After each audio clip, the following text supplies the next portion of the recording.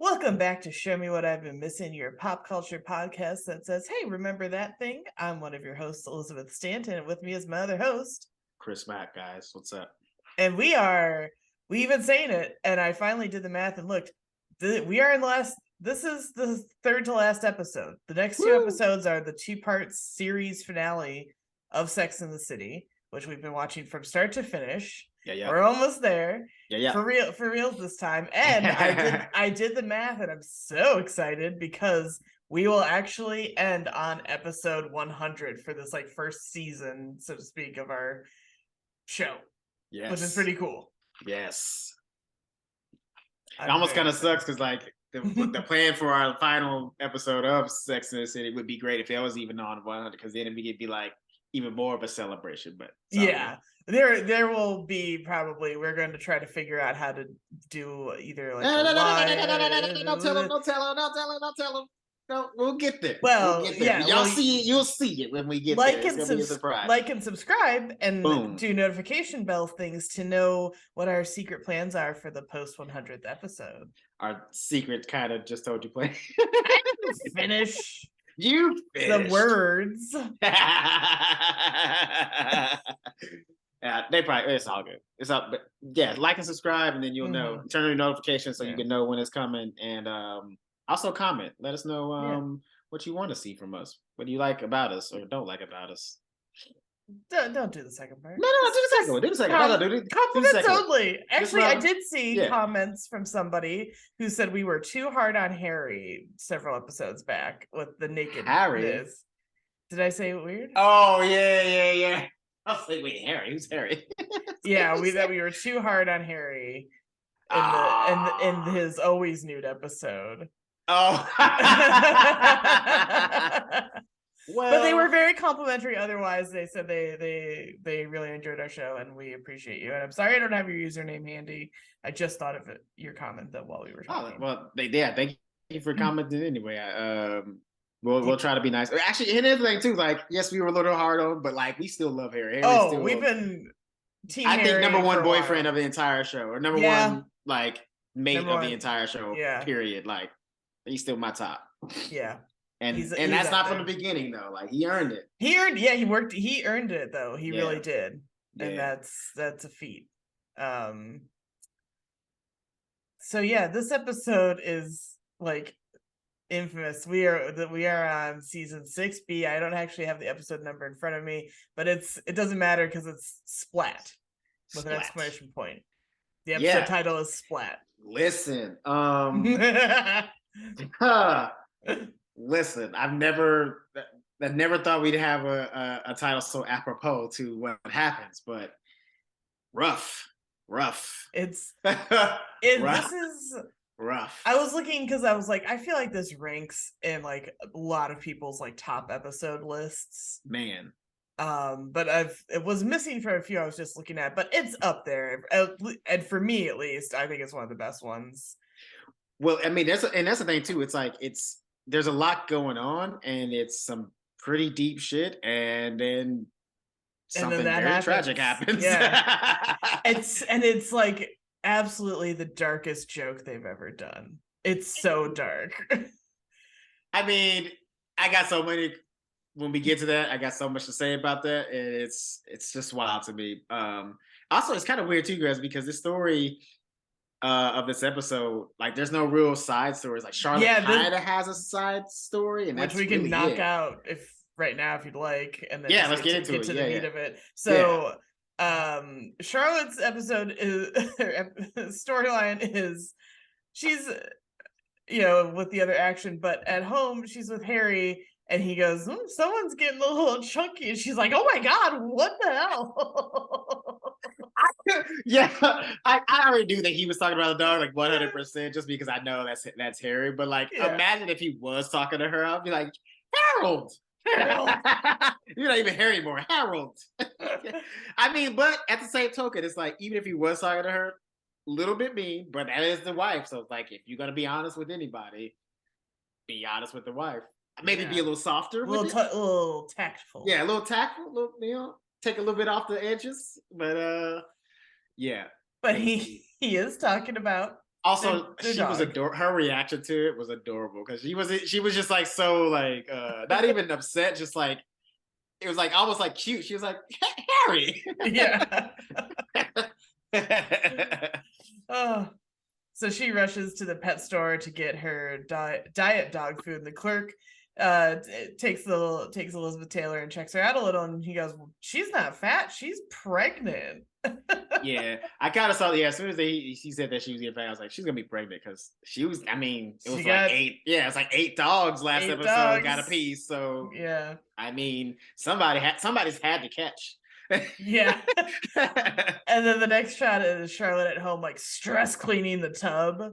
Yeah, I feel bad for her because she's fueling over the fact that her dog is pregnant, but she can't get pregnant. And I was like, oh, I know, because she's like, really sad. Everyone around me gets pregnant. Yeah. And I was like, that does hurt. It's kind of sad. Yeah, I was like, I mean, yeah, that would hurt me a little bit because like the whole idea was she was kind of getting the dog to kind of like supplement not having the kid, and then all of a sudden your dog has kids, and you're like, well. So everybody can have babies. Yeah. I'm a whole grandma, but I can't have kids myself. And Harry's like, well, it's not like she did it on purpose. And it was with 8 dogs. And Charlotte's like, yeah, 8 months. And now we have to raise their whole trampy family.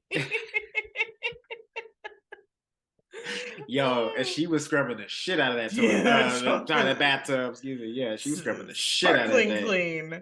That was like some mommy dearest scrubbing like that. Like, the dog came in, she was like, I can't look at you right now. I was like, you might want to get out of there, Elizabeth. Elizabeth, you might want to go.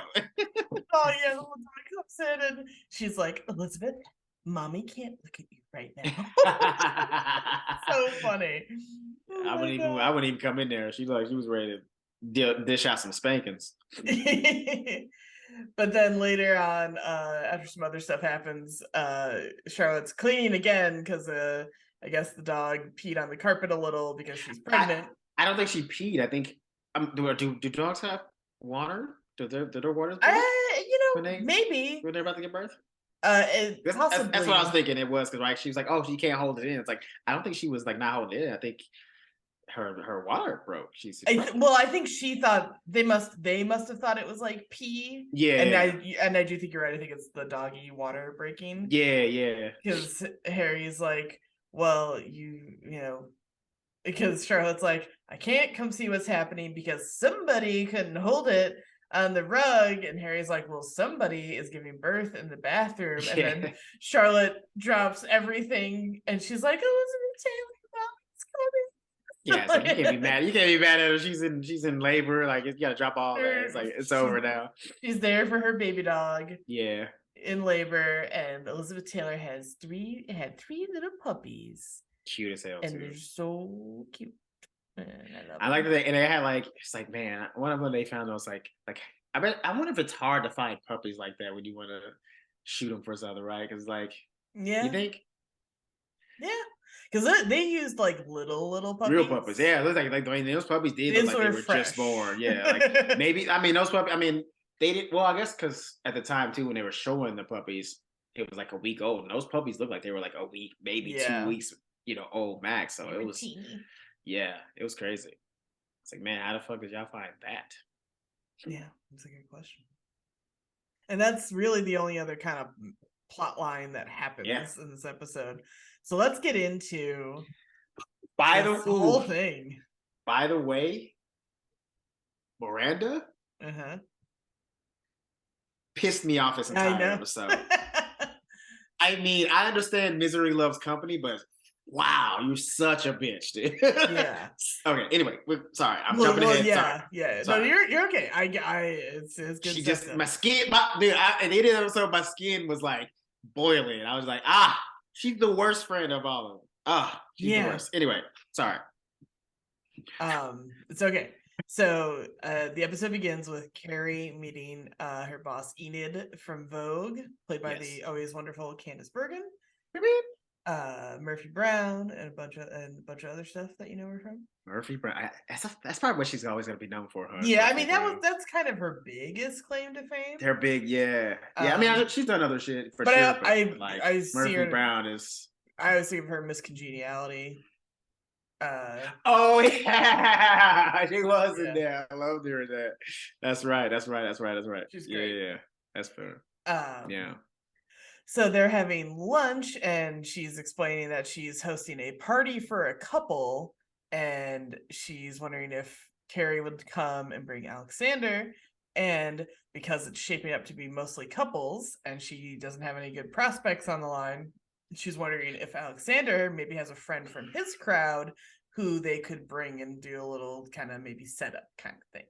Have you ever done that? Like, just like before an event or like a party or something like that? Like, ask somebody like, "Hey, can you bring hook me up with like a single friend or something like that?" Because I get that. I get that. I Like, get it. if I was going to a place where I know it's gonna be like mostly couples, yeah, it kind of sucks when you're the only single person. Oh my or God, one it of. sucks. Yeah, it does. Especially if it's like if it's like 3 or 4 couples and you're the only one single, you're just like, oh yeah. No, I'm not weird or anything. Like, no, that's not wrong with me. I think I haven't, because I think the situations I've gone into, I didn't know it was gonna be like all couples, and then I'm just stuck.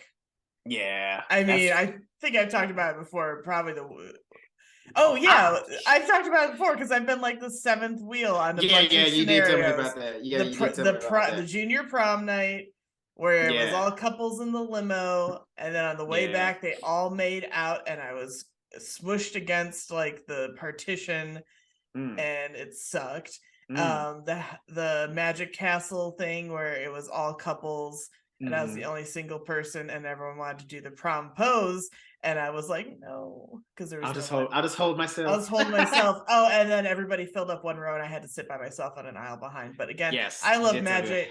I love magic, doesn't matter. And the third and final time I let it happen was the Halloween Horror Nights, where I was the 7th wheel, and so I had nobody to hold. But I maintain that solidified me as a final girl, and I was going to survive any horror movie scenario I entered. Fair.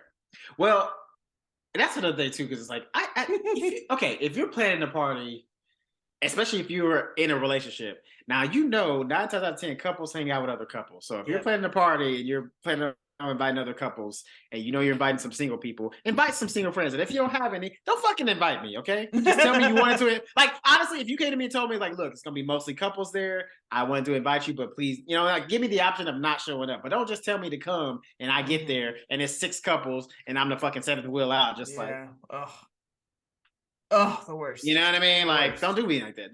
Tell me, or at least like give me some warning. Be like, it's mostly couples, so if you want to come, know what you're getting into. Cool. Yeah.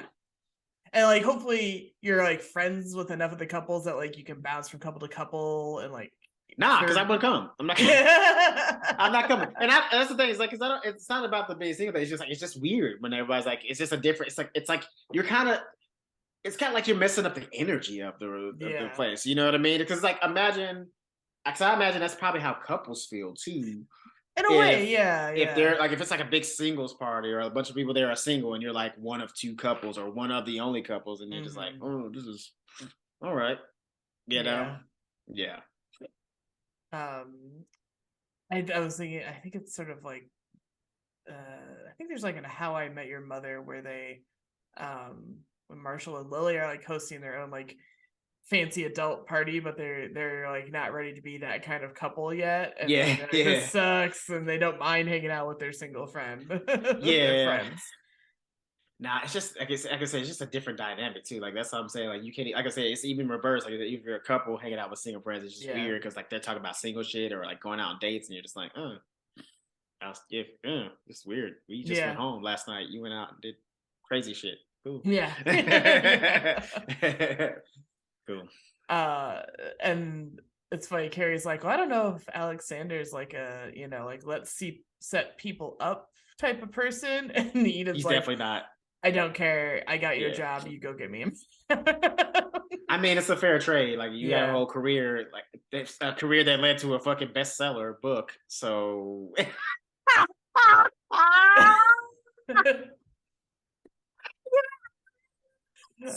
I couldn't fix my face on time on that one. If you were watching the video. I'm sorry. She is an author. Okay, you will show her the respect. Oh shit! I can't. Oh shit! Oh fuck! That's hilarious. But anyway, we get to Aleksander and Carrie hosting their own dinner party for all of their couple friends, and she brings up the date, and he's like, "Oh, I do actually know somebody who's a food critic," and he's like, "Oh, is that how people, find love?" Yeah. And I'm like, Aleksander, you are not ready for the app world, let me tell you. Oh no, he wouldn't. He wouldn't even. No, listen. If Aleksander was a real person and existed today, he would not be on apps. He would be disgusted by it at the idea of people meeting online. Period. Like even when it was just like Plenty of Fish or some shit like that before it, was like all these other apps. Like he would just be like, no, that's stupid. Go out and talk to people. Which I'm of that same vein. Like I think everybody is starting to hate the apps, but like we're also stuck because there are no what I've read is called like sort of third place options. Well, it's also that too, artwork and art home, basically. Well, the also thing is too, it's like, right, it's also the idea too of like where you meet people, right? Because everybody tells you can't find anybody of quality like at a bar or things of that nature. So you're going out to the bar. But even then, like take all that away, just like the idea of going out. It's like most of us can't afford it anyway. Okay, like we can't go out for leisure anymore because inflation. So it's like, I would love to go out and meet somebody, but it's like, how much is it going to cost me? Like, will I have to be eating ramen for the next week to get that phone number that I got? You know what I'm saying? And then I got to take them out on a date? Shit. Yeah. Come on. Give me a break here,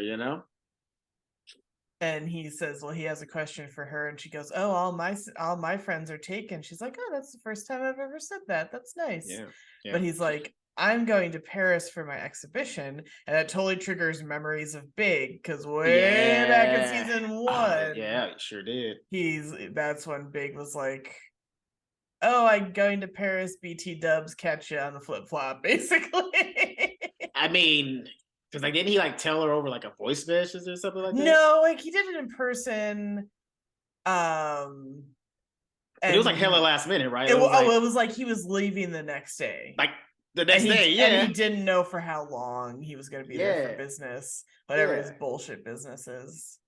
At least I know what Aleksander. Right? At least I know what Aleksander does. That's another thing too. It's like I'm still because like I know at this point I get it. I know that there's still episodes left, so I'll figure out how they found their way back to each other. But like, I honestly looking at Aleksander and their relationship now and stuff like that, it's like, how the fuck did she find her way back to that asshole? Because like this guy is great. Like, how could you want to exchange all that Aleksander is and be like, I'm gonna go with this. I'm gonna go with Big. It just doesn't make any sense. It's interesting. We'll get there. I'm sure. I'm not gonna ask or anything. I'm just. It's just. It's mind boggling to me. It's like it's almost like it doesn't make any sense. They just wrote it in for like not diverse, but for like a shock. You know what I mean? Yeah. Like some way to make the final interesting. Anyway. But instead of leaving her behind, he's like, "Oh, I want you to come with me," and she's like, "Oh, well, like, yeah, for how long?" For like the opening and stuff. He's like, "Well, more than that, like I want to go live in Paris." And she doesn't really answer right away because the dinner party guests are there, and it's going well. Samantha, of course, is like, "I think my maid is using my vibrator." Yeah. It is so weird the way the scene is presented because it makes it sound like it makes it look like there was no lead up to her saying that. Like she just says it out of the blue. Okay, but she has kind of done that in the past. Okay, I was gonna say, like, we are talking about Samantha here, so like, does it really need to have a lead up? Because this is something that like I feel like they've definitely been at brunch. Like we open a scene and then at brunch, and it's just like that's the first thing that comes out of her mouth. Yeah. It's like, so my maid has used my vibrator, like beginning of the episode. And everybody makes a bunch of quips and little jokes and stuff like that and puns, and it's kind of awkward. And Carrie looks a little embarrassed. And Aleksander, like, I think he doesn't hate it. He's just like hard to read and doesn't really react. Okay.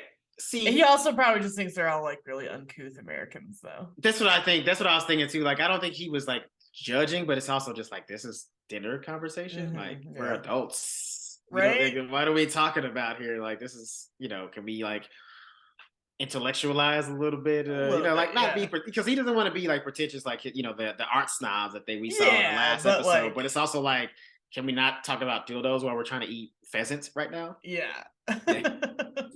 And there's like a slightly awkward silence. And then Steve is like, "Oh, you have a piano. Do you play?" And Aleksander's like, "Yeah, I do." And Steve goes, "Do you know any Billy Joel?" See, now Aleksander turns his nose up, but I was like, first of all, don't disrespect Billy Joel, okay? That's an American treasure, okay? All his songs are fire. Mm-hmm. I'm sorry that you only listen to fucking Rachmaninoff and shit like that, but go fuck yourself, okay? Like, Billy Joel is good music. I don't care if you like classicals and shit like that. Like, fucking, you can like both at the same time. It doesn't make you unclassy. We contain multitudes. You can like your art house, your fancy business, but then you can also like your more mainstream. Let me tell you something. At a if you was having like a dinner party or something like that, and you started playing the piano, ain't nobody want to hear you play fucking Johann Sebastian Bach. Okay, we want to hear you play Piano Man. Let's be honest. Let's be honest. Sing us a song. Yeah, I'm gonna get us copyrighted on the home stretch here. Sorry, I don't think you can for singing. I think if you play the music, you can. Yes, yeah. Didn't I sound so good though that a robot would pick up that I was? I'm gonna go with no on that. It's a no for me, dog. It's a no for me, dog. A little pitchy. I know. You're just not good. Just not good. Just not good. Randy Jackson. You're just not good. Just not good. Sorry, dog. But then Charlotte kind of like shifts the conversation to the art.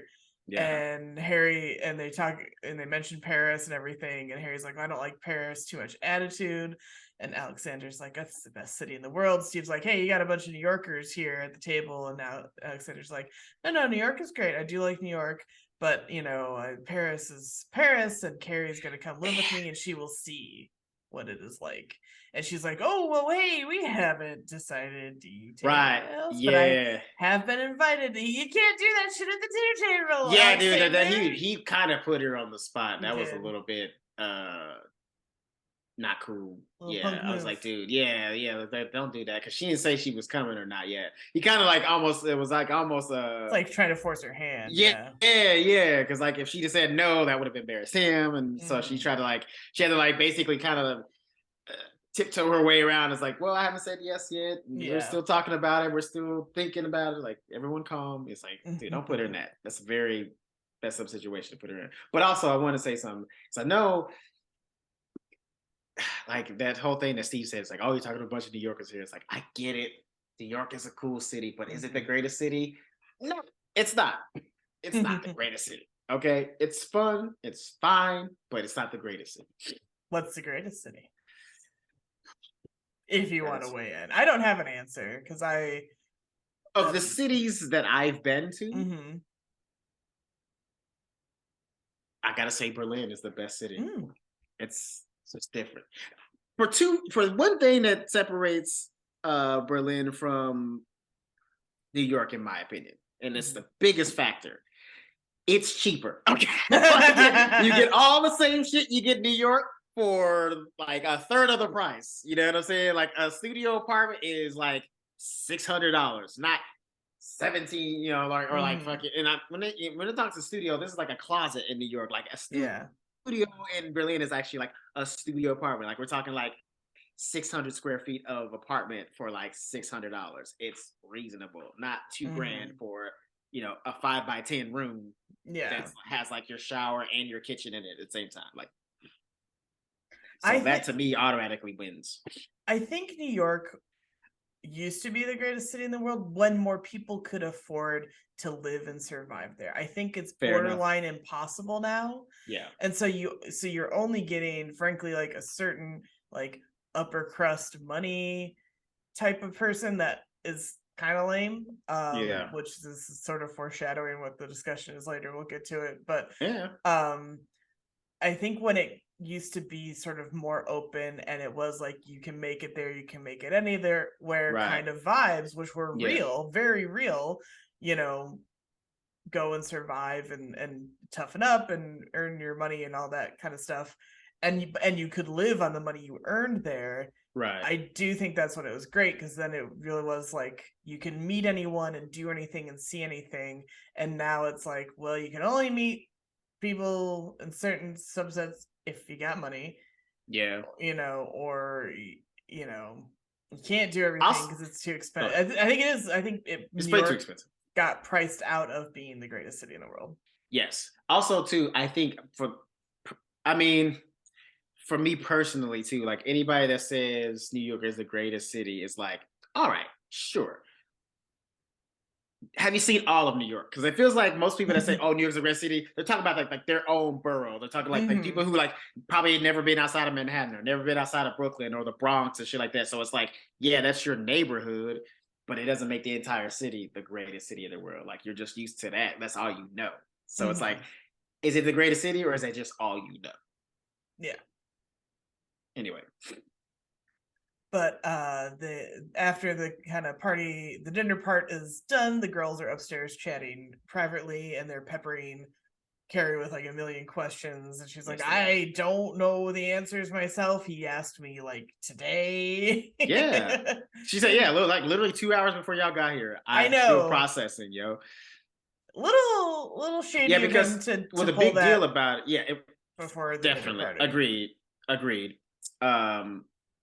But also like when else was, I mean, because they don't really say like when he found out he was going to be leaving. So yeah, maybe we don't know his timeline exactly. Yeah. Still, he could have talked about it like after dinner or maybe the next day. The next day. However, but yeah, the big thing about it was because she's not just going to Paris to like see his opening. He's asking her to come live with him in Paris. Yeah, like basically come indefinitely. Like I don't know if I'll be coming back. Or not when I'll be coming, or even if I'll be coming back. Like it's basically up in the air. It's like maybe I'll come back to New York. But I mean, even through the process of this episode, it don't sound like he wants to come back. He wants to go ahead and like live in Paris. Yeah, Paris, like he has an apartment there and everything. He was saying already, like he has roots there. Yeah. So. And so Miranda's of course very skeptical. Charlotte and Samantha are more on board. And I didn't write down all the questions, but it's there are practical ones like what are you gonna do for a living? Who are you living with? Like all those kind of things you should genuinely ask somebody if they say that their boyfriend has invited them to go live abroad. Like basically, how are you going to do it? Yeah. Yeah, I wasn't. Those questions weren't the ones that were pissing me out. It was kind of the later questions after she kind of got those answered. They're like, "Well, we got more things to say." It's like, just anyway. Sorry. And I love the little moment when Stanford comes upstairs and he's like, "I have to break up the chat because I can't pretend to be one of the boys any longer." I love Stanford. So cute. I honestly, that's the only thing that was probably missing from this episode. I just would have loved the scene of trying to see like Stanford be like one of the guys, because like his boyfriend Marcus is like kind of a manly-ish kind of, you know what I mean, like even for like being like a Broadway actor or whatever, like so I would love to see just like even if it was only 30 seconds of Stanford just being the wild just fish him and water. Like Steve and Smith trying to like connect. Oh man, so funny.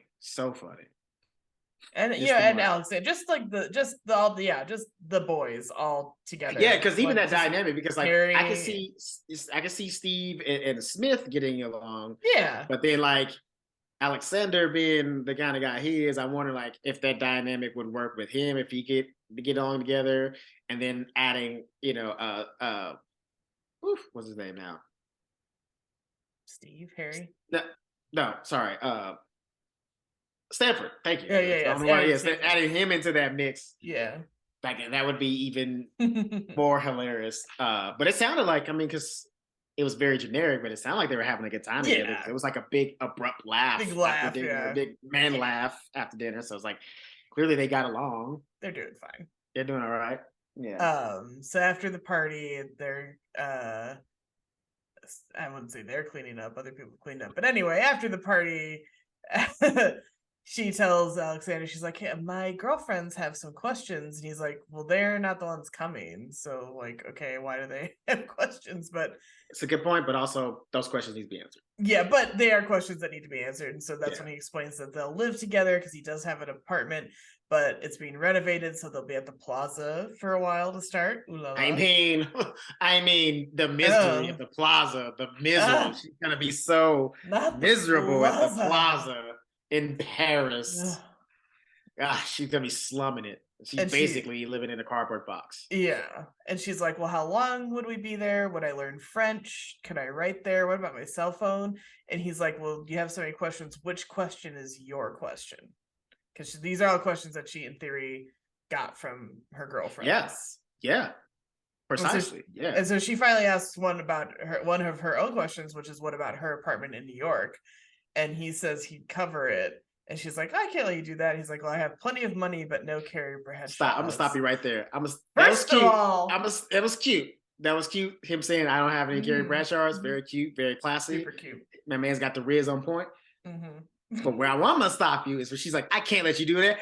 Yes, you can. Yes, you can. Yes, you can. You 100% can do that. That's right in your wheelhouse. That is your personality written all over it. Yes, you can let him pay for it because you know you won't turn it down. You know you won't turn it down. Shut up. We all know you haven't paid Charlotte back for the down payment. You ain't paid Charlotte back. You was about to let fucking what's his name? God damn it. What's the dude? Her last boyfriend. Burger? No, the one before that. I don't count Burger. Burger wasn't shit. He was too short lived. He was 3 episodes. He's in and out. Fuck him. He was there longer. 3 episodes. Passed. Before him. Yes. Like she was about to let him like buy her apartment and buy 2 apartments. Yeah. Fuck you saying. So she's talking about I can't let you do that. Yes, you can. Stop lying. Sick of you. Oh, I couldn't possibly accept I couldn't possibly let you pay for my life. You let your friend sell her engagement ring to pay for your down payment. You're a taker, as they say. You are a taker. Shut up and take the offer. Sick of you. So anyway. At brunch, Carrie's explaining all the answers and all the reasons that she wants to go, and Miranda's still hung up on like, well, how long? And Charlotte's like, are you guys gonna get married? And by the way, Charlotte's excited about this. She's just so romantic and amazing. Yeah. Because when she told everybody, she was just like, Charlotte's face lit up. Everybody else was like, what the fuck? Yeah. Except Samantha. Samantha was like, oh shit, what? Yeah, for real. Because Samantha's not even tripping on it. She's just thinking like, oh shit, I get to visit Carrie in Paris. Like she ain't. Yeah. You know what I mean? Like she ain't tripping. And incidentally, as I am going abroad in a couple months, I absolutely want to get whisked away. I don't want to stay here. I mean, I do, but like, I don't. Listen, when I was in Germany, I was this close to being like, call my friend, like, sell all my shit. I'm staying. Send me the money after you ship me the cat. I'm moving. Yeah, I'm done. I'm done. Yes, dude. That's what I'm saying. Go back to the rent. Once my friend told me she was paying $750 for all expenses, I was like, I'm staying here. Yeah, that's literally like 25% of my budget right now. I got right now. What are you talking about? Yeah. What are you talking about? That's easy money. Anyway. And Miranda's like, what about your job? And Carrie's kind of annoyed with everybody. She's like, you guys should just kind of be happy for me. And I do like Charlotte's question, though, of like, is he going to marry you? And it doesn't really seem like it's a yes answer. And Charlotte's sort of like, what is he promising? And I'm like, I feel like he's promised a lot of things. So I mean, listen, at the end of the day, he's promised everything but a ring. But but he's still giving her everything that you would have if y'all were married. Yeah. It's not like he's saying like, you know, maybe I'll take care of you. Maybe I'll, let you live with me. Maybe, we'll figure it out. Like he's saying, you're basically my wife without us getting married. Yeah. But Carrie's annoyed, and they try to insist, or at least Samantha and Charlotte do, that like, no, we think it's romantic. We just want to make sure you're thinking everything through. Yeah. And she's like, I want you to be happy for me when I've always been happy for you guys. Stop right there. I wrote down lies. That was the thing I wrote. Stop you right there. That was a bullshit ass lie. Because how many times has she been the curmudgeon when somebody else has had some romantic shit happen, and she's like, well, are you sure? Oh, I had all the questions of like, I know she pooped all over Charlotte and Trey. Oh yeah. Oh yes. Yes. I know it happened. I can't think of like the specific instances, but she did. Remember that because they got engaged with like, it was like 3 months really quickly. Yeah. So she was shitting all over that. Yeah. Oh yeah. Yeah. No, she's fucking full of it. Yeah. And it's awkward, and I love Samantha. She's like, does anybody want to talk about cancer? Anyone? Like, just try to break the tension. Yeah, because the tension starts because like Miranda's basically being the curmudgeon the entire time. Yeah. It's like, this is stupid, you're dumb, this is dumb, you're dumb, basically. About the whole thing. Yeah. So Carrie's at home pondering like the examined life versus the over-examined life, and like kind of when should you stop questioning things. Yeah. And I think there's a fine line. Like you know, yes, the practicalities of moving to another country are you got to think you can, but you shouldn't just run off and be done with it, you know. Unless you got money.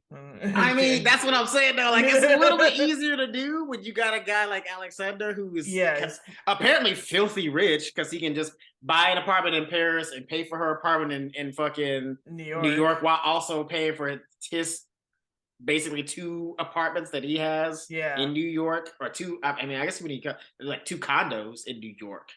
Yeah, right? He owns the whole floor, right? And it's like 2 and different I'm assuming units. It's still mortgaged. I don't know. Yeah. And that's what I'm saying. So like, unless he decides to sell the whatever, you know. But the point is, he's got money, and he's got money, not money. Okay, yeah. Like it's long money. Like that shit is like your kid's got money. He's got like old world money. Yeah.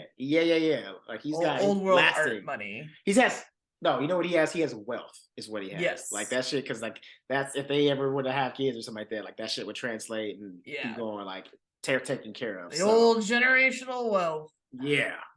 So I mean, that's what I'm saying. Like, yeah, if you were just like you and I just decided we are gonna go to Paris, different talk. But like, a setup like Carrie has, I mean, it wouldn't even be. I don't even know if I even be thinking about it. You know what I mean? I'd be like, well, I guess I'm going to Paris. I'll see y'all later. Y'all can come visit. Because what's the point of living in New York right now? If Irishman or Scottish man or some other handsome foreigner, whoever they may be, and I fall in love on my trip, and they are like, run away with me to here.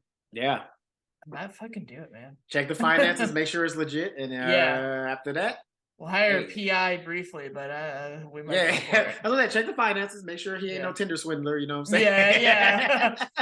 Well, I love the Tinder swindler thing because I look. Am I like only looking for love? Of course, but if I was on a date and the guy said, I need you to give me $35,000 or they're gonna break my kneecaps, I'd laugh at his face because I'd be like, what makes you think I have $35,000? First of all, it's like, well, it's like, oh my God, thank you. Like, listen, even if I had it, I'd still be like, well, it sounds like your kneecaps are gonna get broken. It sounds like you're gonna have some broken kneecaps, my guy. Yeah, it sounds like it sounds like it's done between you and I. It sounds like you gotta leave the country. So I don't know what to tell you because you ain't getting no 35. Well, but the reason why it worked. I know there's more to it than that. Yeah, that's what he only. If he wasn't showing them all this like lavish lifestyle to make it seem like he was good for it, they probably wouldn't have gave it up. But the fact that he did that, that's why they were like, all right, well, I'll get it back. But I would hope at least that if I were taken on a private jet and then told, by the way, I need to borrow $35K because they're gonna break my kneecaps, I'd be like, why do you have a private jet then? Yeah. Cancel the private jet, fly commercial, take the money you would have spent on fuel for this jet and give it to them. You can sell the jet, right? Like, just sell the fuel. Like, fucking the fuel. Yeah, we can have champagne. Yeah. Just you can rent out the plane. Just like we'll have a date on the plane. We don't gotta go nowhere. Just like I would be flattered that someone would think I'd have that much money in my bank account. Yeah, that's really nice. I think he was targeting women that had like who genuinely did. Yeah. Not like money, but like something. It's just enough to get by. Just enough, and then some. Anyway. But yes, so and the whole like overthinking. I'm an overthinker though. Sure. So I would struggle to, I think, abruptly move to another country. But well, so I'm looking at it as a guy. If I had this offered to me, I would say no to it because it's just a different situation. But as a woman, a guy willing to take care of you, that's completely different. Mm-hmm. That's completely different. Why wouldn't you if a woman was offering to do all this for you? Because here's the thing. After a while, because like, okay, I'm now this is me as a dude being like a dude like Carrie. Mm-hmm. Okay. Aleksander he doesn't mind, like, if he takes care of her or whatever, like, he doesn't mind if she doesn't, like, do anything in her life, if she's not, like, working, she's not, like, making any kind of money, she's just, like, living in Paris, fucking drinking cafes and eating baguettes. He's cool with that. Yeah. He ain't gonna be tripping if she never gets a job again or whatever. But as a woman, no woman wants to see you just sitting around the house. Even if she's got the money, she's gonna be like, go get a hobby, something. I need you fair. Yeah. to do something. You know what I mean? Like, cause like women aren't really built to like take care of men like that for a long period of time. Maybe a little help on the side, maybe add to the situation, but not like long term, I got it all. That's like, nah, eventually she'd just be like, so you don't parasail or nothing? Like, you ain't gonna learn how to make bread, nothing. Like, you just sitting around the house drinking fucking champagne, strawberries all the time. This ain't gonna work. It ain't gonna work. Yeah. It's the truth. It's the truth. It's just if I had a bunch of money. Truth. Yeah. Like, here's the thing, that you may have the bills and everything, but it's still like, yeah, you still be like, look, I need you to do something around the house. Like, could you at least tidy in here? Something. Put up some shelves. That's what I mean. That's how I mean. Like, I'm picturing it as like me being a Carrie type as a man going to live in Paris with a woman. Yeah, I can see that. So, but you're already thinking about it right now. You're like, yeah, 6 months, I'd kick this piece of shit out. Go do something. God, you're always here. Yeah. Facts. So Carrie and Samantha are book shopping, and Carrie's talking about how annoyed she is with Miranda, and Samantha's like, well, look, we're selfish bitches and we like don't want you to move across the ocean. Which I love that she said that. It was like, yeah, she's like, look, I don't want to see you go, but like also I want you to be happy. Yeah. And Carrie's like, I get it, but she's like, but I also really like Aleksander. Yeah. And she's like, I don't think Miranda likes him. And Samantha's like, why do you care? You know, have you ever heard me ask any of you about any of my boyfriends or my boyfriend? And Carrie's like, oh, this is the first time you called him your boyfriend. Yeah, she did. Yeah. But it's true. Samantha never asks what they think about her dates or boyfriends or whatever. No, even when she was dating the little dick dude, she was like, I don't give a fuck what y'all think. I'll tell you what's going on, but I don't care what y'all think. And Carrie does admit, she's like, Miranda's point about like, what do I do for work is valid, and she's like, I'm not sure how it would work. And Samantha's like, well, you're fabulous, you'll figure it out, she wouldn't sweat it. And she's like, but also remember, only do what's comfortable for you. This does not have to be all on his terms. And I think that's so important. Somebody said that to her. Yes, because I think she is in a way getting sort of sucked into the like, well, he's gonna do all this for me, so sort of whatever he says goes. Sure. Which is kind of a dangerous place to be. I don't mean like necessarily like physically or whatever, but just mentally as a person. You don't want to just kind of give your whole self over and let someone else call the shots the entire time. Well, yeah, because that's kind of the fear, right? Because if it all doesn't work out, now you're stuck in Paris. Yeah. So I don't think Aleksander would do her dirty. He wouldn't be like, no, he's not gonna like taking her or whatever. Also, too, she still has the. I mean, honestly, if he's talking about paying for her apartment, so she still has that option. So if it doesn't work out, he's about to be like, all right, well, your apartment's still there. I'll stop paying for it, but after a month or two. But yeah, it's there. Because if she kind of makes it clear that like, hey, if it doesn't work, I'm leaving. Which. Who knows if she'd ever get to that point, but I think Samantha's point is just know what your exit strategy is if you should ever want one, sure, or need one. And she kind of has one already. Yeah, I mean, honestly, and it's not like she'd be cut off from her friend. If she got there and it all went to hell, super quickly for whatever reason, she could absolutely call any of those women. And they would be like, "We're getting you out of Paris." The extraction. Samantha would be in Paris, coming to get Paris with the extraction team being like, "Take the shot," and like getting her out of the situation all day. Yeah. So she really, I mean, that's what I'm saying. Like, there's really no other than like, it may not work out, but there's no bad side. Like, she still has an apartment. She has a place to live. She still has her friends. I know the writing job is a concern and stuff like that, but it's like she could, so she is a writer. She could stop it. Be nice. No. Being nice. We're being nice to Carrie. But no, but since she is a writer, she could write for, other publications, do her own projects, Well, this is kind of a rough time for her to be moving because if like this was like 10 years from this time period, she'd be fine because she could probably like work remotely. Yeah. But since the internet ain't that great, yeah. At this time, like this is, we're still talking about DSL, dial-up and shit like that. So I don't imagine they, she probably lose like half of her articles, like trying to send them.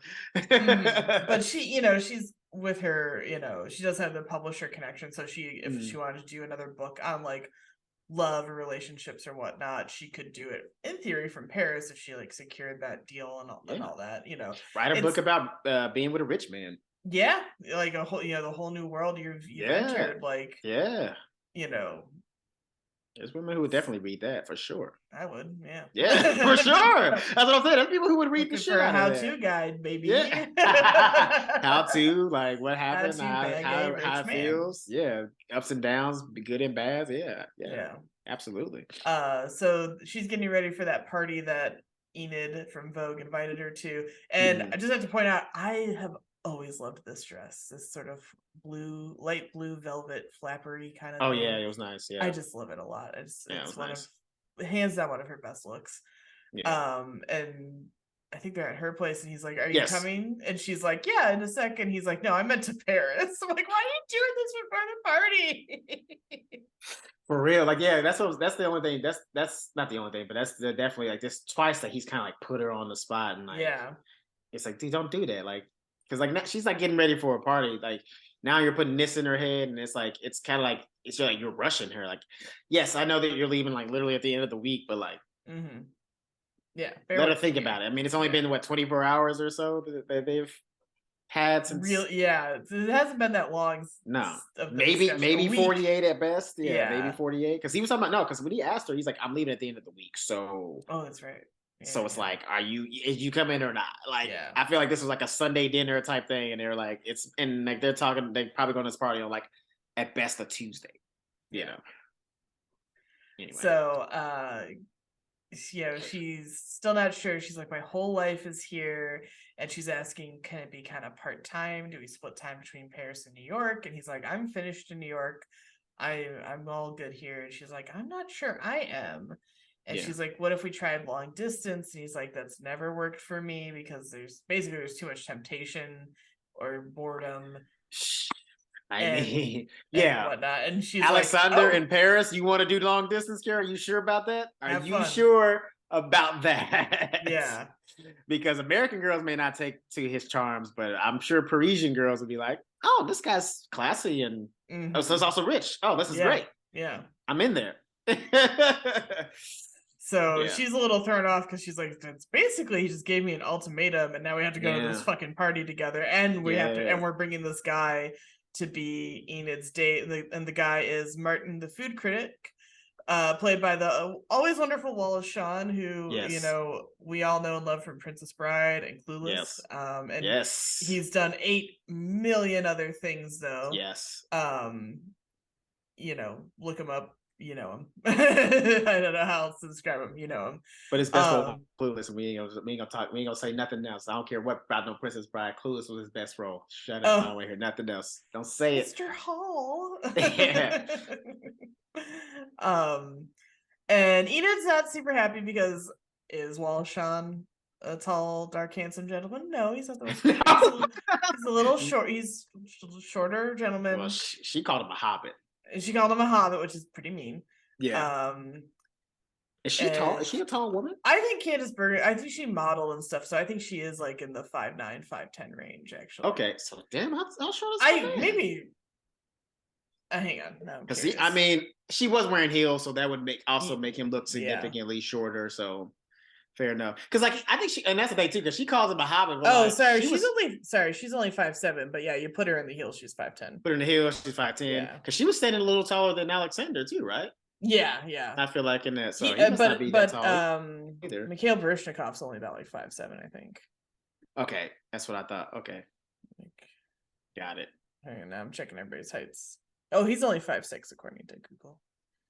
Mikhail Baryshnikov. Mikhail? Yeah. I'm telling his Wallace Shawn. Well, Sean's only 5'2". Oh, well, so he's super short. Okay.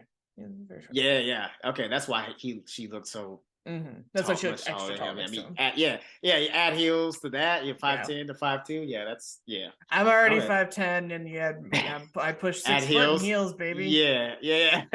And I get a little self conscious. I shouldn't, but I do. No, you shouldn't. You know, you're good. Don't worry about it. It's but it's a whole thing. Now, because let me ask you this though, because there's a lot of women that height matters to them, and it's usually the shorter girls, which is hilarious. I have a whole thing about the shorter girls. I know you do, and I'm here to hear it. But yeah. So, because like usually from what I've noticed, it's always like the shorter girls. Like in my experience, it's always the girls that's like 5'2". It's like, oh, I only date men that are 6 foot and taller. It's like, but why though? What do you need that for? What is that doing for you? Do I love a giant height difference between couples? Yes, I do. I actually think it's really cute and funny to look at. Like in a sweet, like that's adorable. I love it way. Not like but I don't think you need more than 4 to 6 inches. If you don't.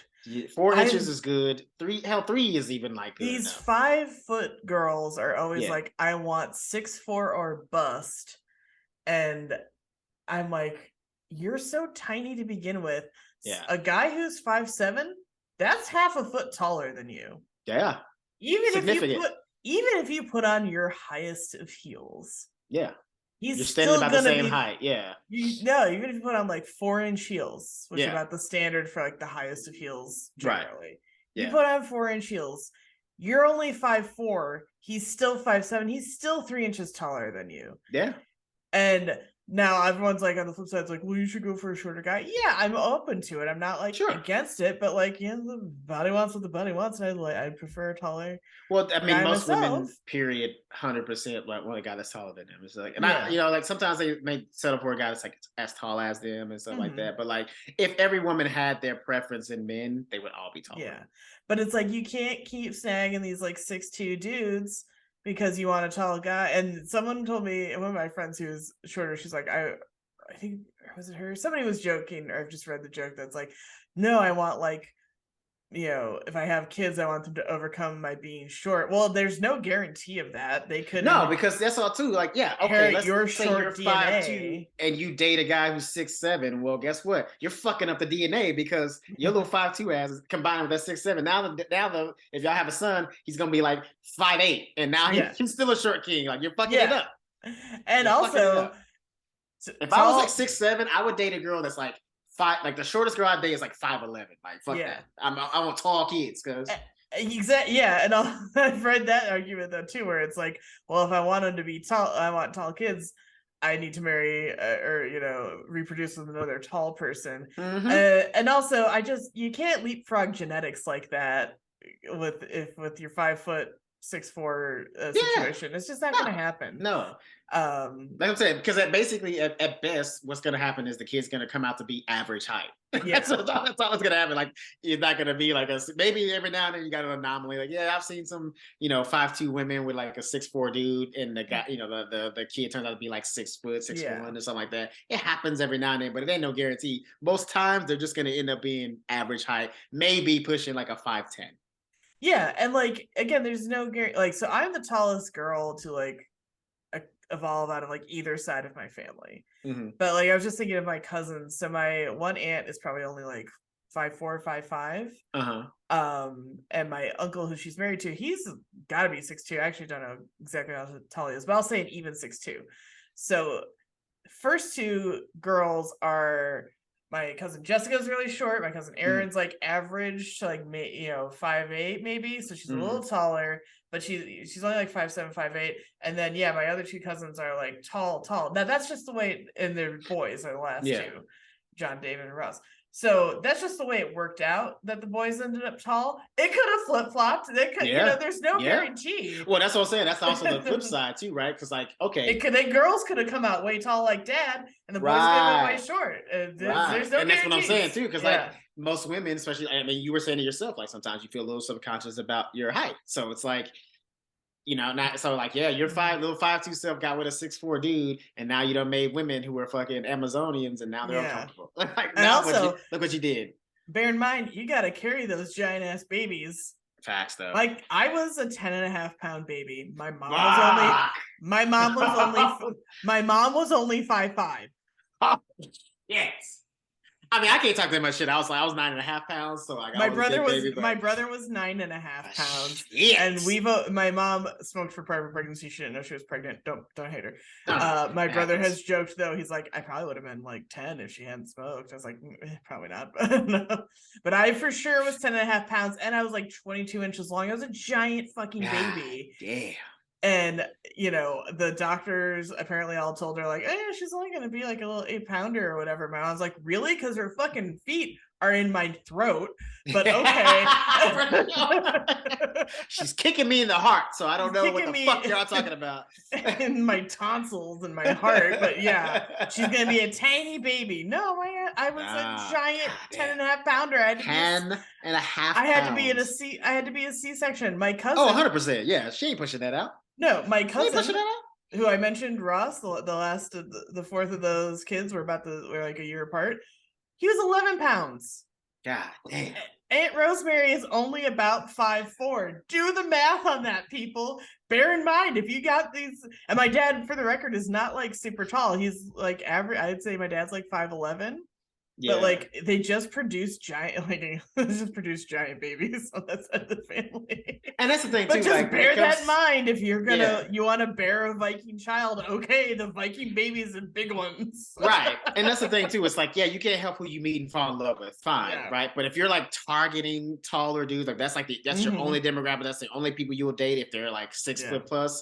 Just know if you're like 5 foot tall and he's 6'4", 10-pound plus babies might be coming your way. You're gonna shred some shit down there. Enjoy it. Or you're gonna have C-sections and just be prepared for that. Enjoy that. Enjoy passing that watermelon through your fucking peach. My niece and nephew, my sister-in-law she's not short. She's probably like 5'9", I think. So she's not like and my brother's like 6 foot or whatever. Yeah. So like pretty average all around. Yeah. Yeah. My niece and nephew are twins, and twins tend to be smaller. Nuh-uh. Those giant ass babies were 6 and 7 pounds each. Ooh, and they were twins. It's a giant fucking baby. Like people were like, oh, that's like full term baby size. I was like, I know. In your belly. Oh. And she was lugging those kids around for 9 months. They better love her forever. Jesus. I know. They do. They love mom. Crazy. So anyway, they're at the party. Yes. But and as we mentioned, Enid is not like super excited about having to date Sean, but like give him a chance, But anyway, I feel what you're saying, but like also I'm saying that from like distance. This is my thing. The only thing I'm gonna say about this is because this is what I'm gonna say. Try and give him a chance. Fine, I'm with you.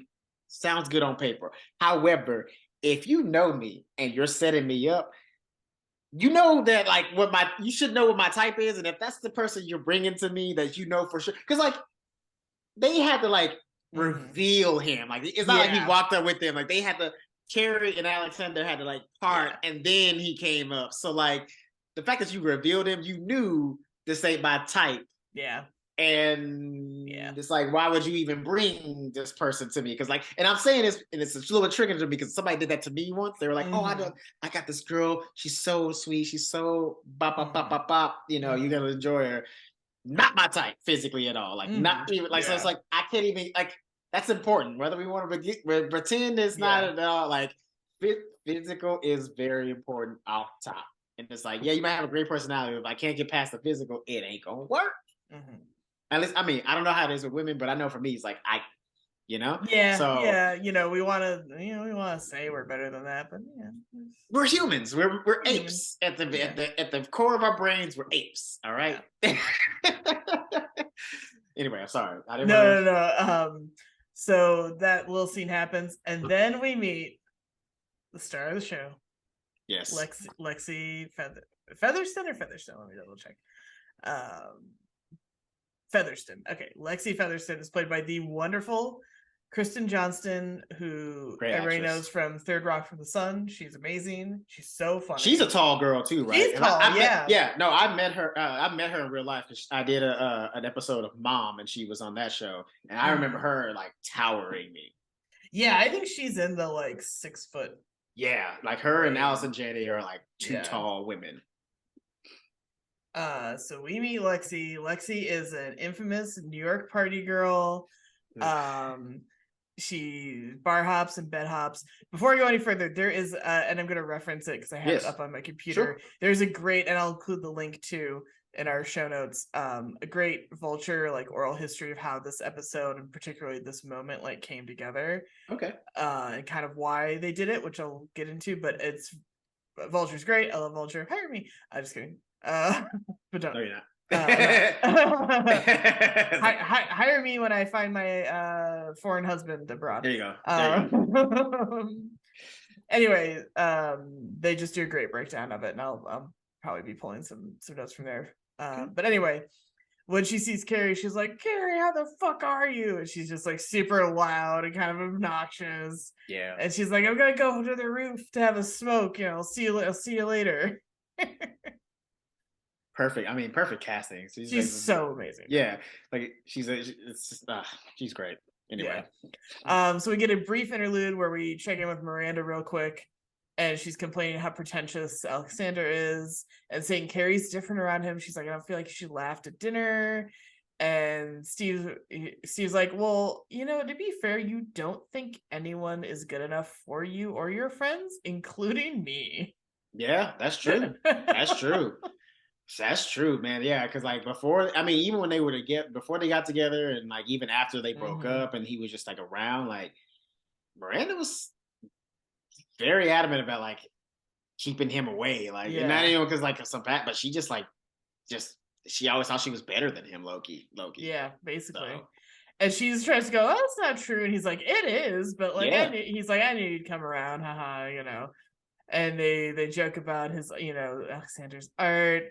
And, you know, Steve's like, "Well, look, if she moves, it'll be okay. You can talk and visit, you know." Yeah, she's not dying. She's not, exactly. Moving. She's not dying. She's moving.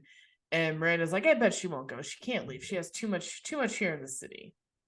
See, now to me, it's that line didn't sound like she was actually talking about Carrie. It sounded like she was talking about herself. Mm-hmm. In a sense.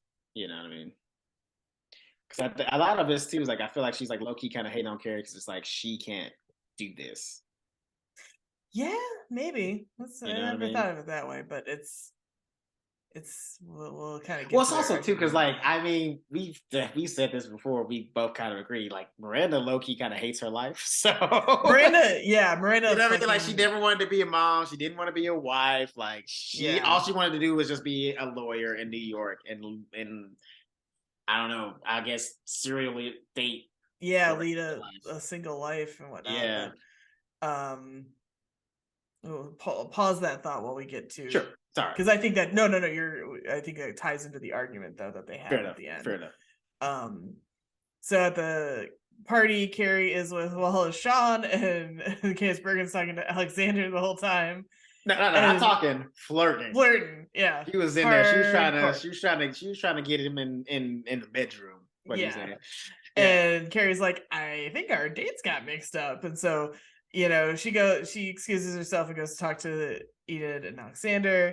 And Aleksander goes to get them drinks. And Enid's like, "Oh, Carrie, why aren't I with him?" And Carrie's like, "'Cause I am." And she the boldness of it. She was like, "Damn, why is he with me?" Yeah. Like, how do you even like answer that? If that was your boyfriend in this situation, like, how do you even address that? It's like, so you basically gonna tell me to my face that you want to fuck my man? Okay. Yeah. I see. Like, do I fight you at this point? What do I do here? You know. And Enid does apologize. She's like, I know, you know, I shouldn't be doing it. She's like, but it's kind of, she's like, I'm just saying it's unfair because guys in my age group don't seem to want to often date successful women in their 50s. They're usually chasing bimbos, and you know, it's a shallow pond of guys who would date someone age appropriate, and she's like, so Carrie, why are you in my pond, basically. But Man, at the same time, it's, first of all, it is not Carrie's fault. And Carrie's not like a 20-year-old bimbo. She is younger. She's younger. I think we figured out it's like an almost 20-year age difference, give or take, or like 16, something 15, like that. Something like yeah, that. somewhere in there. So it's a sizable one, but it's like not crazy. There have been worse, and and at worse ages, and it's not Carrie. You know, I kind of wrote, and part of me thinks this is true, is like, you know, Enid kind of could have tried to be with someone like him at any point in time. You know, that's yeah. There wasn't a lot. I agree. In theory, there's not a lot stopping her. No. From dating that type of guy, other than maybe career got in the way, which I totally get, and it's hard. But like, she's also, from what I can tell, like not like a working mom type, where it would be, I think, really, really hard to, try to date age appropriately, and find someone.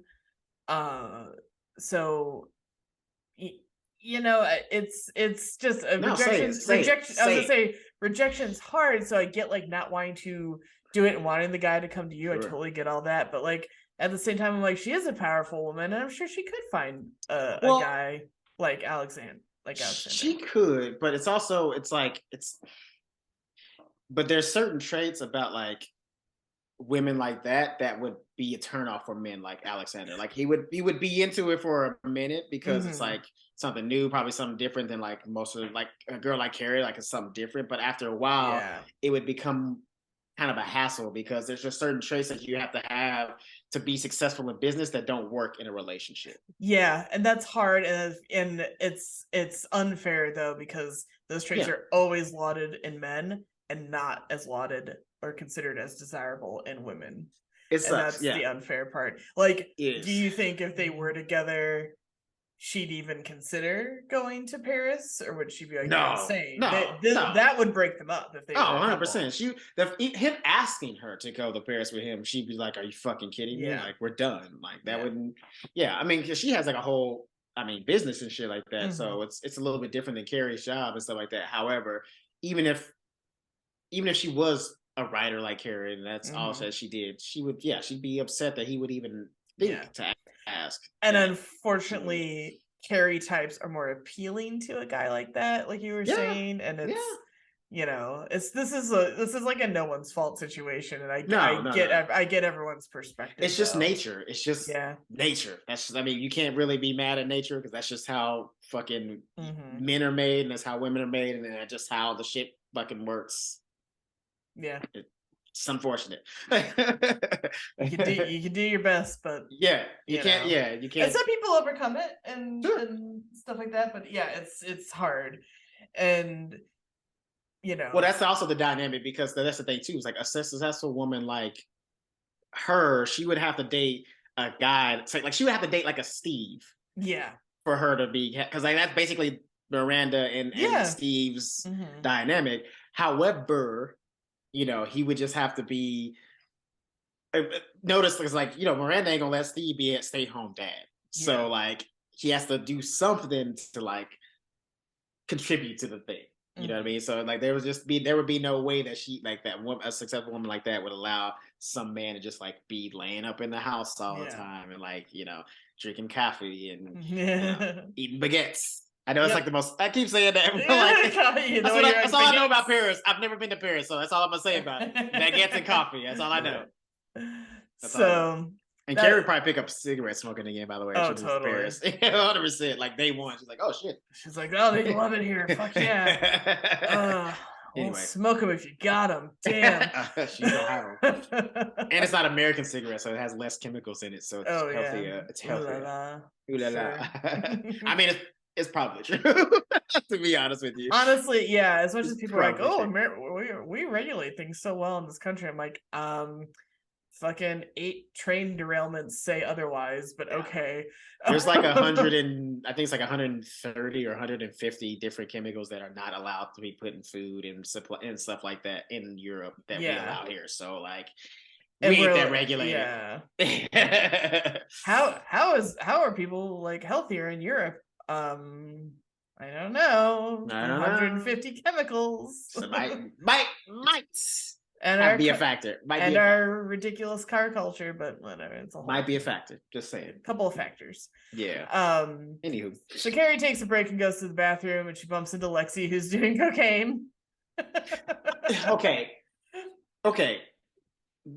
And please don't. I'm hoping this doesn't come off like fucked up, but like, isn't it something kind of pathetic about a girl that's like still like trying to be the party girl, like after 30? That's the whole point of her character. Okay. And I want to save some of those notes from Vulture, but they get into like kind of why they introduce her. And basically why this happened, what happens with her happens. Gotcha. But yes, the clinging to the like being a party girl or party boy or whatever when you're, she says she's 40. She's like, it gets to a point. And it's funny, Carrie's like, I'm surprised anyone's still doing coke.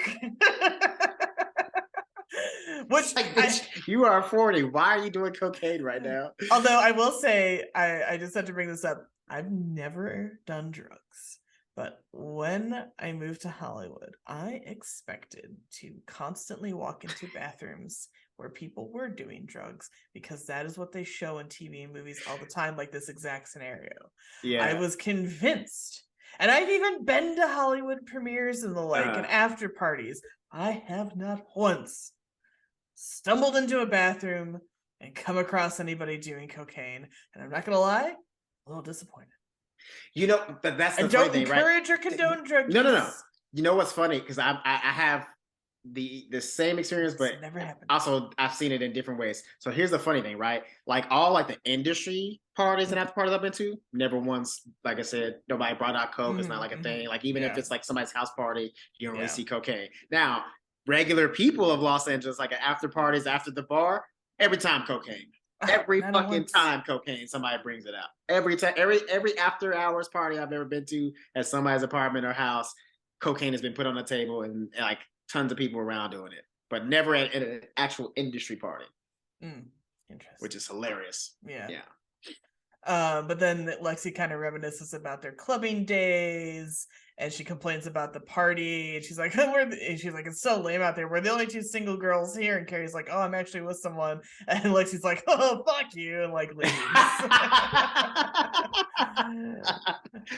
Yeah, it was like, was that like a fuck you? Like, I don't believe you're a fuck you. Like, oh man, I'm the only sad person here, and I don't want to recognize that.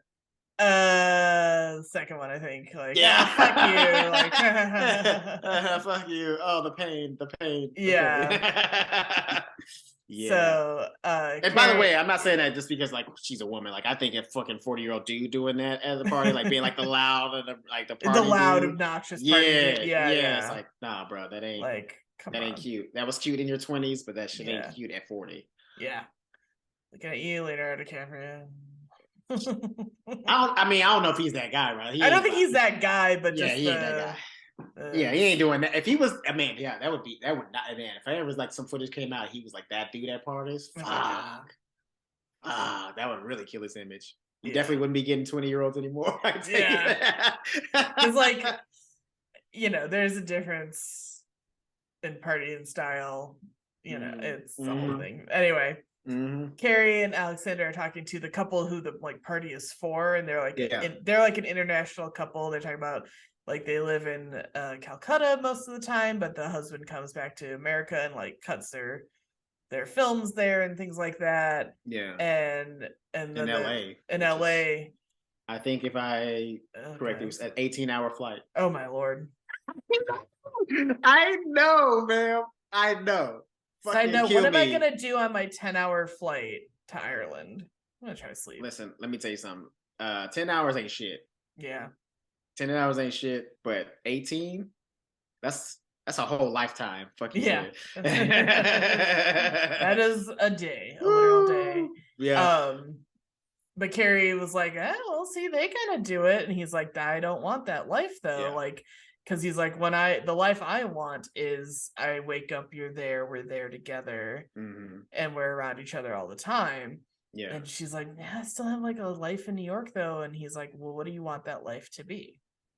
Yeah, he's like, yeah, because he asked her, he's basically asked her, like, yeah, like, what do you want to wake up to? Do you want to wake up to your career, or do you want to wake up to like me, or like in like a relationship I have, like a life that I'm trying to give you? Which is a great question, because like I feel like that's a question for everybody, because it's like, yes, we all have our careers and things that we're passionate about, but at the end of the day, is it going to bring us the ultimate happiness? Do we actually want to share with somebody? Like, because I feel like sharing it with somebody or with people, like if you have a family, it's probably the ultimate happiness. Because it's like, what are you doing all this for if all you come home to is like a nice apartment? Yeah. You know what I mean? Yeah. Yeah. But I will say it's also, that's usually, I feel like guys don't have that question posed to them as often as women do. Well, and I think it's because for us, we don't have a timeline on our fertility. You guys do. Yeah. After 30, it becomes a lot more harder for you guys to like have that life if you do plan on being a mother and things of that nature. But us, like, hell, as long as it gets, if we can shoot it out, it can catch an egg. You know what I mean? So like, that's why I think it's different for us, is because there's no timeline for when we can start a family. Like, motherfucker, if you want to wait till you're 50 years old to have your first kid, you can. And I know people that have fathers that are like 90 years old and they're the same age as me. Me too. Like, whoa, that's wild to me. I can imagine starting a family at 50, but it is what it is, you know. No shade. Oh no, my uncle did it. He's in his 60s now, and my cousin is like almost 18. That's wild. Yeah. That's wild. But it happened. It happens. Yeah, for sure.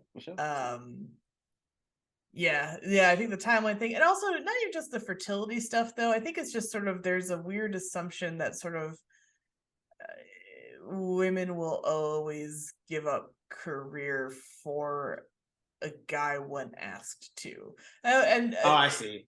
Yeah, I see. What you're don't get me wrong. The fertility thing plays a huge factor, but like, even though but there is sort of always, or no, I think the subconscious bias across all of society is sort of like, well, I will put, as a woman, I will put whatever I'm doing on pause for the guy, because they tend to earn more money, they tend to do this and that, and that's not like, oh, guys are better at earning money, but just like, that's just the way the chips have fallen, patriarchal in the patriarchy, basically.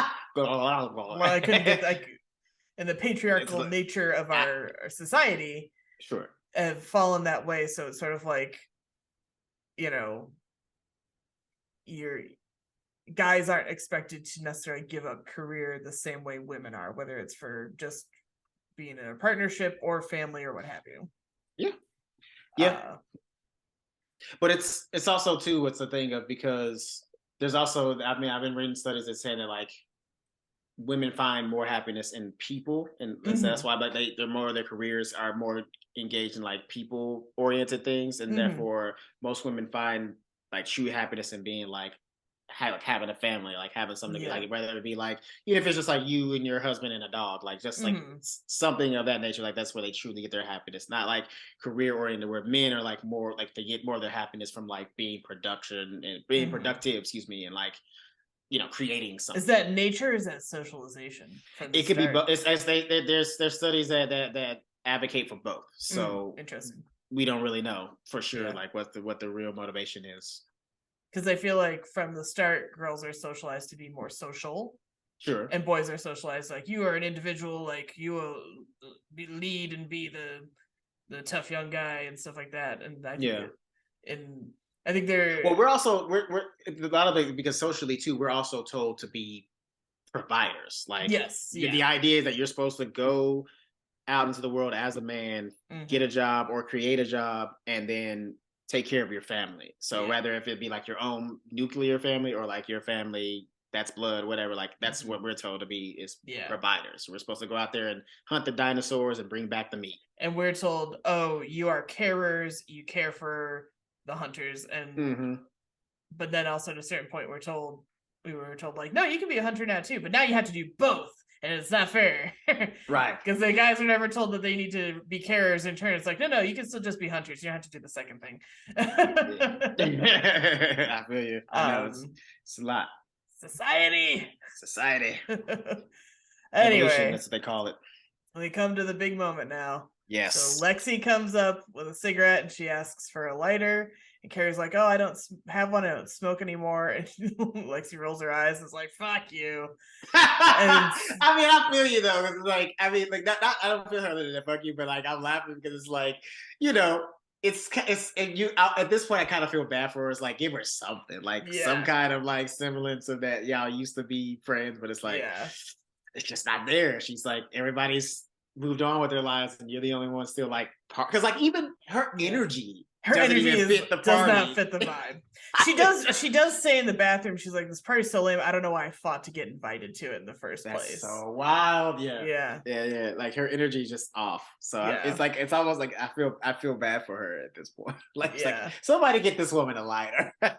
Well, she goes up to Enid and Martin, who are talking, which is nice. They're starting to vibe a little bit. They're starting to vibe a little. Yeah. And Enid's like, "Well, there's no smoking in here." And Lexi stomps off and is like, "Oh, a candle." And Martin's a good guy. He stands up and he was like, "Hey, you know, our host kind of asked you to not smoke in here." And she's just blowing him off because she has also at this point opened like the floor to ceiling windows, which so the Vulture, if you were wondering, how's that possible? The Vulture article, I forget which person says it. They saw those in real life. They exist. It's not impossible to have windows that do crack open. Or not even just crack open it wide enough. And I guess there have been some suicides from types of windows. So maybe don't install those a lot. Yeah, there's been a lot. Yeah. That's why they don't have you can't open up any windows in Vegas. Yeah. For that reason alone.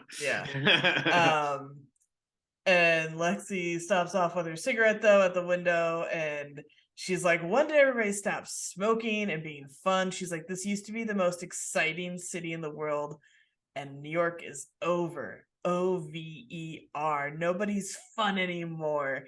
And then she says, "I'm so bored I could die." And that's when her heel of her high heel like breaks. And she tumbles and she reaches for the curtains and they come right off and she falls right out the window and dies. And everybody, and even Alexander was like, "Oh shit!" Nothing really phases that guy, and he was like, "Fuck!" I mean, she stopped the whole party. I mean, I'm sure everybody went home after that. Oh God, yeah. I mean, how do you keep going? Well, it was so. But here's the thing that I maybe I'm just like a dark individual, but I found this so hilarious. Was like, so we have this funny. I don't know, but here's the thing: the fall itself shouldn't be funny. Like this is fucked up. It's like, how are they trying to make a joke out of this? Like this woman died. Like, so the fact that they try to like make it funny in the show is like that's just weird. But the thing about it that made me laugh about not her dying was we transitioned from that to like Carrie's casual voiceover about like the snow falling. Yeah. Oh, she's so casual. Someone just died. Who wrote this?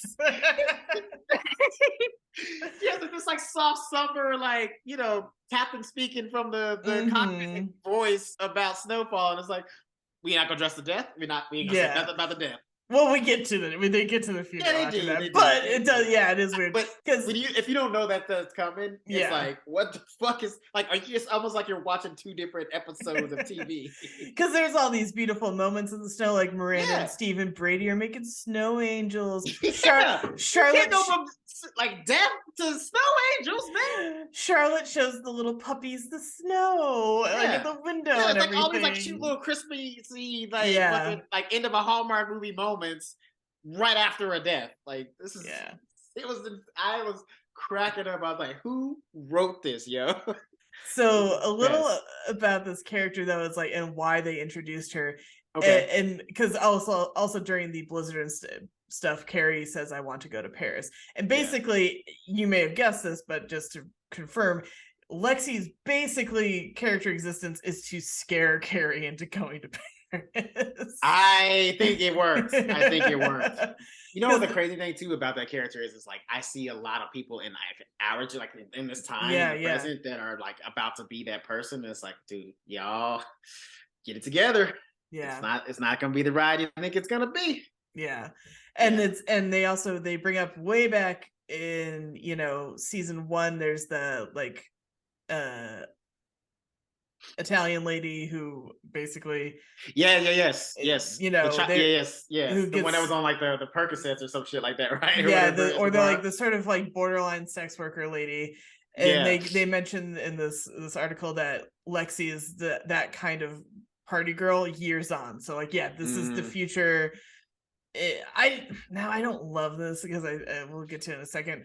I think it's a little mean. You know, that like, that said, I think you can still be like a party going 40-year-old single lady.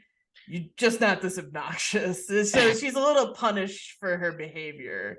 Oh, you like, mean to kill her off? So what you to kill her off yeah, this way. yeah. I Not see what just you're that. saying. Yeah. If they didn't kill her off, it would just be like, oh yes, that's like one path life could have gone down. Yeah. The killing is the mean part, obviously. Yeah, I see what you're saying. Yeah. But just that notion of like, you know, this is sort of, you know, it's like a fucked up after school special. Yeah, this is what a life of party will lead to. Could be your life. 18 stories of death. Yeah. But I'm just rereading some of these notes really fast. But yeah, like I said, I'll put this article in the thing because it's really good. It's just interesting. And it also gets into a little, like, the production, stuff like that. And Kristen Johnson said she, you know, had wanted to be on the show before, but couldn't because of her commitments to 30 Rock. And then the show ended and she was free to do this. And she also, I think she mentions in the article, speaking of height and just being self-conscious about who you are, she also mentioned she wasn't feeling her best because she was drinking a lot and on like pills at this point before she became clean and sober. So it was sort of like a weird echo there too of like, you know, interesting. Hey, you can't, you know, maybe you can't keep doing this at a certain point. Yeah. Interesting. That's but yeah, it's just and they just talk about filming it, which is interesting because they shot some of the fall separately from like everybody seeing it in person. Yeah. And whatnot. Just a little production fun facts. But anyway, so after the blizzard, Carrie and Stanford are walking to Lexi's funeral, and he's like, "Oh, I can't believe I missed that moment." Well, it's a very like Hollywood funeral. Yeah, like all it's like celebrities were there and shit like that. Yeah, Marcus is saving them a seat next to Hugh Jackman. Which I know you guys. I was like, man, well, Elizabeth would be dead if she knew that Hugh Jackman was at a funeral that she was at. What do you call it? Because it's as Samantha gets there and she says the funeral's better than Fashion Week, which people brought up that clip of Vivienne Westwood, the famous designer, passed away somewhat recently, and there was a big memorial for her where everybody was basically wearing her designs and stuff. So everyone looked amazing, right? And all this high fashion stuff. Yeah. But it's like a memorial. That's wild. That's wild. So wild. So, and Samantha's sort of surprised at the turnout, and Carrie's like, well, she wasn't always so tragic. She used to be an it girl in the 80s, and they're kind of jokey about it, and they're like, oh, but it's the end of an era, which it is. And Carrie does see Enid walking to the funeral with Martin, hinting maybe a little bit of relationship there. But then this is what I don't like, is when Carrie declares, ladies, if you're single in New York after a certain point, there is nowhere to go but down. And I wrote boo to that because I'm sorry that this is where the show fucks it up, because, you know, just the idea that you would be basically punished by the universe for still being single and wanting to party. Like, I know we were saying like it's kind of lame to do it, and it is, but you don't deserve to be pulling out a window by happenstance. You know, is the point like, hey, maybe if you're doing that kind of singledom after a certain point, it is probably over for you if you're 40 you're 50 and you're still acting like you're 25. Still doing coke in the bathroom, getting drunk, and things are downhill for you if you're doing that. If you're single and you're 40 and you're just doing your shit, no, your life is not over. It's far from over. You still got a chance to you have plenty of time and chances to find someone, find people, whatever it is that you need. I do take issue with the sort of cosmic punishment and the you said, the after school special level lesson that to Carrie that like, ooh, if she doesn't seize her chance with Aleksander, she'll be alone in the city and dropping out of a window in no time flat. Like, come on. Which this show has, the show hasn't done this, made that point in quite a while because everybody's been in couples and things like that. But if you remember in the beginning, especially the first few seasons, they were so hammering the like, oh, single in your 30s is like the worst thing to be at a certain point. You know, if you aren't married and taken, your life is over. And that's just not true for anybody, man, woman or man, or what have you, non-binary and whatnot. It doesn't matter, you know, your life is not over because you are single. And this sort of like nasty attitude, I frankly, of like against single people, like, why aren't you in a relationship? Bitch, I'd be in a relationship if I could. I want, you know, if I found making it seem like they like. I mean, sure, like there it's are some moral people failing that you're not I mean, listen. To be fair, there are some people who like are avoiding relationships and don't want to be, and you know, they have their reasons. Could be, you know, some past things or whatever. But like, I think for the most part, most people who are single at a certain age, they're not like trying to be single. They're probably out looking, but you know, they just ain't found it yet. It is what it is. Your girl's trying. She's on the app. She's trying to just go out and just even go out places and just meet people and talk to people more. Which is honestly what I prefer. You know. But anyway, Carrie tells them she is going to Paris, and Miranda asks, "Is it because you're afraid you're going to go out a window?" And Carrie says, "No, I'm trying to open a new one." And so she tells them she quit her job. And that she's done answering questions. I'm happy. I'm going, and that's it. And they go into the funeral. Yeah, Charlotte's super happy. She's like, "Oh my god, it's so romantic." Charlotte's so like happy. Hyped. And Samantha seems cool too. She's like, "Yeah, shit, I get to go." She's like, because basically she's in her. She's like, "I get to go to Paris. I have a reason to go to Paris." Yeah. So after the funeral, Miranda and Carrie are walking down the street, and Miranda's like totally shocked she quit the job. And Carrie is like, well, they wouldn't let me do the column, you know, from Paris. I pitched, you know, New York Girl Abroad, but it wasn't really going to work. I'm surprised, honestly, because I mean, they basically let her kind of run with anything she wanted to do. I'm surprised they were like, yeah, let's go for it. Let's see what happens. But they were saying, like, she was saying, like, New York paper, New York girl. So I kind of get it, you know. And they kind of wonder if somebody new will take it over. And Carrie's like, oh, maybe somebody new with a 29-year-old with all new problems. Because that's when she started. That's when she started. Yeah. So Miranda, she's like, I think you're making a mistake. The column is who you are. And Carrie's like, no, that's a column. I want to leave. And they start fighting about, you know, Miranda's very hung up on, I believe me, as a job bee, like worker bee person, I totally would be hung up in many ways about like, what am I going to do for money and a living? Even if I had an Aleksander or what have you, be like, I got it. I am a little independent that way. I think a lot of people are, where you'd be like, I want to make my own, you know. I don't know. I feel like we're only that way because, you know, the economy sucks. But like if you have somebody that's like ready to take it all on, I feel like you probably be like, I mean, like, you know, I'm gonna trust you. Don't fuck this up. This up. But I'm gonna trust you. And Miranda's like, Carrie's like, well, why can't you just be happy for me? And Miranda's like, why do you have to move and throw your life away? Carrie's like, you moved to Brooklyn, which is so funny. That she's not throwing her life away. She's making it seem because Carrie even says, she's like, she's like, I'm not like a writer. Like I write a column like that, but the column is not like who I am. It doesn't. It's not my whole entire being. It's just like something that I do. It's not like my whole, like that's not the reason I wake up in the morning. You know what I mean? Yeah. And Carrie's like, I cannot stay in New York and be single for you, because as long as I'm in the same place, it means nothing has changed for Miranda, which you were kind of saying earlier. Yeah.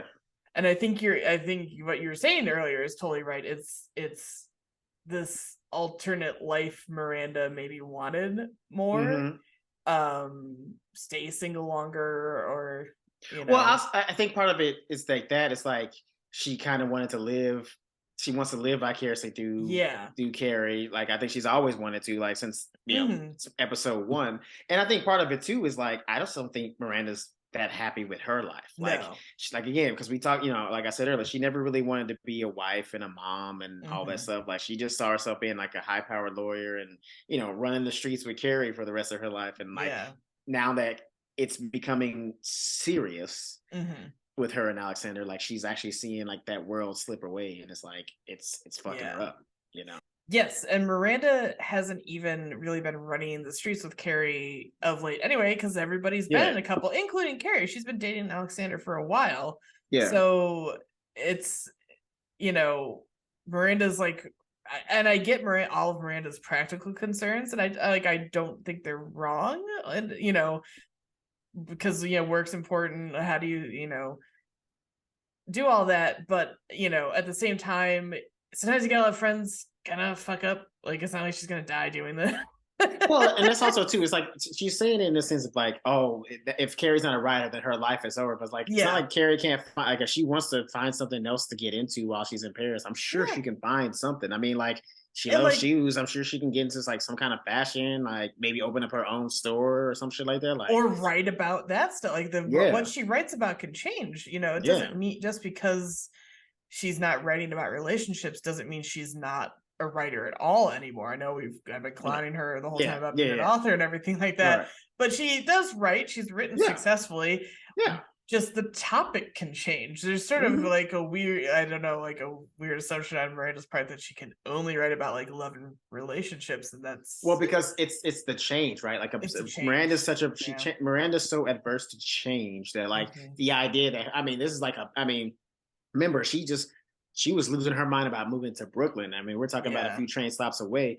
Not really, but like several stops away. I mean, like I said, it takes about an hour or 45 minutes, give or take, the train schedule. But now imagine Carrie's moving to another country. So now, like that's, she can't just like call her up and be like, hey, I got this crazy thing, or Steve did this crazy thing, or whatever. So like, it just seems like Miranda is just like really, really scared of change. Like one of her big fears. And Carrie says like everybody's moved on, including Miranda, and she's like, and I can either stay and write about life in my life, or I can go live my life. Great point.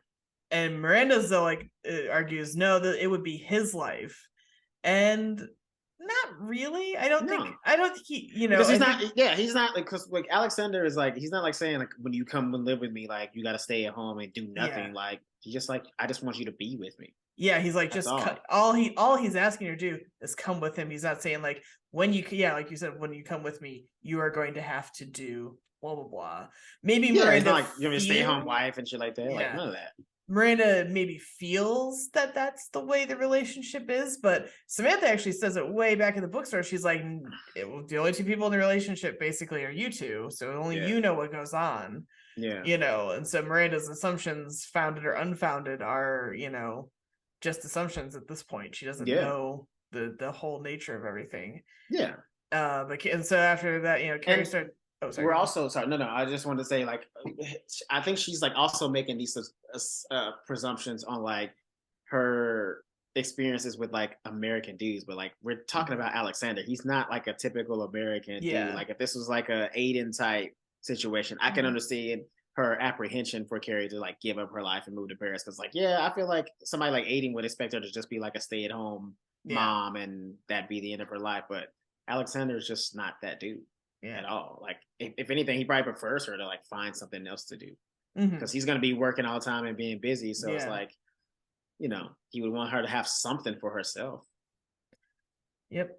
And Carrie starts to walk away at this point. Miranda's like, oh, come on. I love you. And Carrie's like, just admit that you don't like him.